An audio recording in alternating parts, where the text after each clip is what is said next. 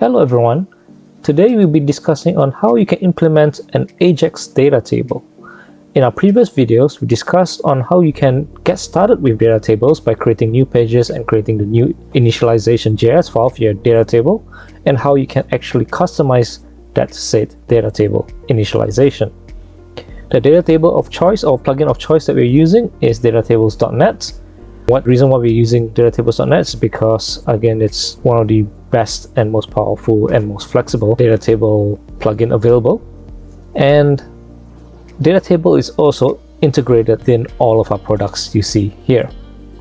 Now in this video, we'll be implementing an Ajax type data table using Jet, the free version of Jet. So, however, this video or this methods or tutorial is definitely applicable to all of our admin products within our website KeenThemes.com. So first we need to go ahead and download Jet. So you can just click on this and go ahead and purchase it. Download it. Once you've downloaded it, it should look something like this. So yeah, basically you get the free package or free zip file, so you just can unzip it here. I also have the pro version here, but you can ignore that for now. Then what we can do is we need to open our Jet within our browser and then go straight into our documentation. Now once we're here, we can go to build and go to gulp, and this is the tutorial or basically a quick step-by-step guide how you can set up Jet locally. You can also use Webpack if you want, so you can just follow the steps there, and essentially it's just different methods or different build tools that you're using to set up your localhost environment. I've already done all this, and what I need to do now is to set up my localhost. So let's go ahead and do that. First we need to again navigate to our tools folder and then run gulp localhost. Alright, it's done. Let's open that up. Yep, so now our Jet is now running on our localhost. And if you haven't seen our previous two videos on our getting started with data tables and how you can customize your data tables, I highly suggest that you do that. It's because in those videos we showcased on how you can actually create the HTML file and create the JS file to initialize it. So in this video we've already created all those. So in our HTML file we just have our data table right here, and we have our JS file right here.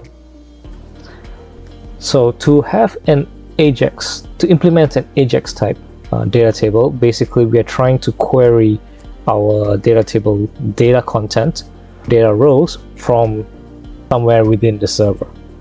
So we have a example on how a backend API endpoint will look like if you want to have this Ajax type implementation. So we'll give this link in the description below. Basically, we have a PHP script here, or PHP endpoint here, where we declare multiple field types within this API endpoint.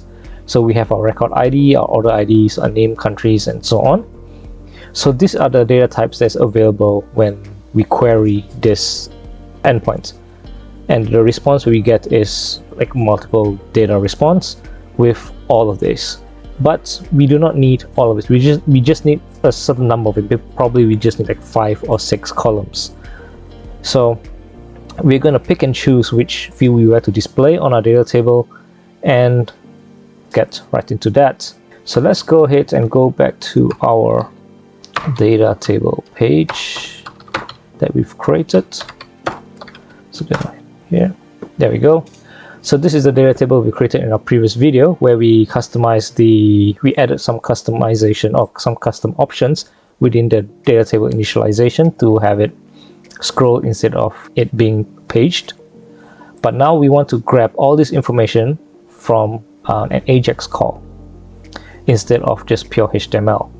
Now we're going to remove all this data, and then we will definitely reference a URL that has this code, and then we will then sort each column to have a specific type of field.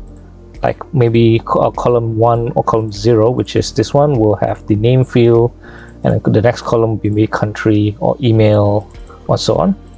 So first, let's go back to our HTML and remove all our rows. So all this, so from here all the way to here, just can remove it. Save that. And then for our headings, we can put, we can have a name. Then the second field or second column, we want it to be maybe an email. All right. Then maybe company, the company name or something. What else do we want? Date, time. No, maybe a city. Whoops. Copy that. City and the country. Okay, maybe date, time as well. Okay, so let's copy that and put it in our footer as well. And now we need to update our JS file. So let's remove everything and just keep the no ordering on initialization. And then what we're going to do is we're going to add some additional things.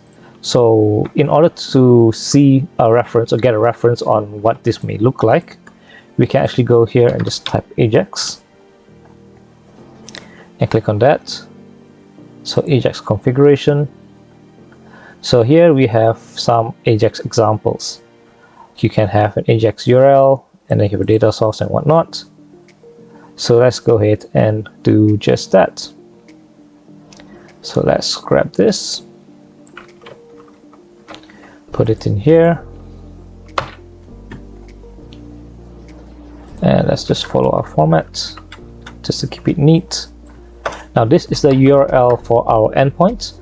Now this endpoint obviously doesn't exist in our local package, so if you have your own server-side endpoint, you can just put that, but this is what we have just to demonstrate this tutorial. So this datatables.php is basically this file right here, and then we need our columns. So let's go back to this. So yeah, we just have columns,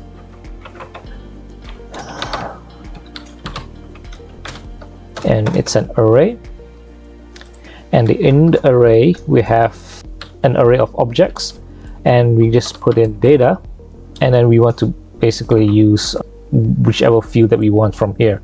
So the first column is name, so let's do that.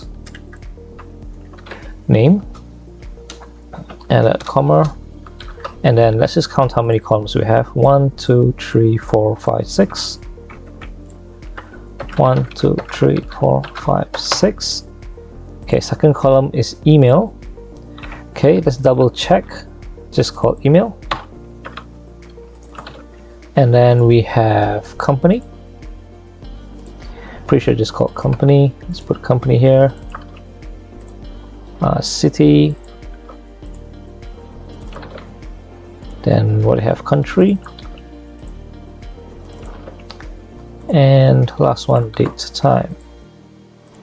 Okay, we have way too many, one extra, you can just remove that. So that's pretty much it. So now let's try to build this. So then we get the tools, oops, no, team tools, and then run gulp. All right, that's done. So let's look at our file. Just do a quick refresh. It's loading, and there you go. We have our data being called from our API endpoint. Formatting can be better, like we can add more space here, and of course this data table can be better. For example, we can actually make this a little bit, the width a little bit longer, so that it doesn't break a line here. So to do that, we can just add maybe one of our CSS helper or utility classes. So to do that, we can actually add, whoops, or let's go to our here, go to the data tables documentation again, search for column, what was it, class name, I think. think that's it. Column class name. Yep, there we go. So column defs. We need column defs was in S. Yep.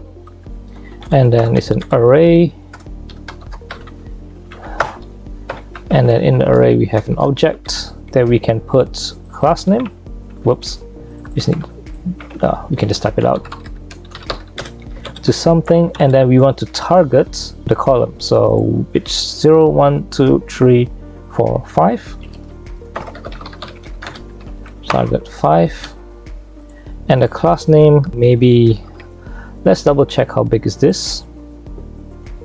Okay, it is 135. Maybe if you set it to 150 pixels.